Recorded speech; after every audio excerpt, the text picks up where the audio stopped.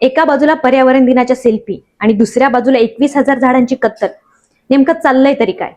आज जागतिक पर्यावरण दिवस. झाडं लावा, पर्यावरण वाचवा अशा घोषणा सगळीकडे ऐकायला मिळतात. पण पिंपरी चिंचवडची परिस्थिती काही वेगळीच आहे. गेल्या 6 वर्षामध्ये तब्बल 21,000 झाडांची कत्तल करण्यात आली. म्हणजे दरवर्षी सरासरी 3,500 झाडं विकास कामाच्या नावाखाली गायब होतात. आता प्रशासनाचा दावा ऐका. मागील 7 वर्षात 9,64,000 झाडं लावण्याचं सांगितलं जातं. तर खरंच एवढी झाडं लावली गेली असतील तर शहरात हिरवळ वाढण्याऐवजी कमी का होते? आता प्रश्न विचारायचा की नाही? खाजगी जागेवरचं एक झाड तोडण्यासाठी नागरिकांकडून 10,000 रुपये शुल्क घेतला जातो. मग सरकार पातळीवरची हजारो झाडं तोडली जातात, त्याचा हिशोब कोणाकडे आहे? दरम्यान शहराची लोकसंख्या 30 लाखांपेक्षा पुढे गेली आहे आणि वाहनांची संख्या तब्बल 25 लाखांपेक्षा जास्त.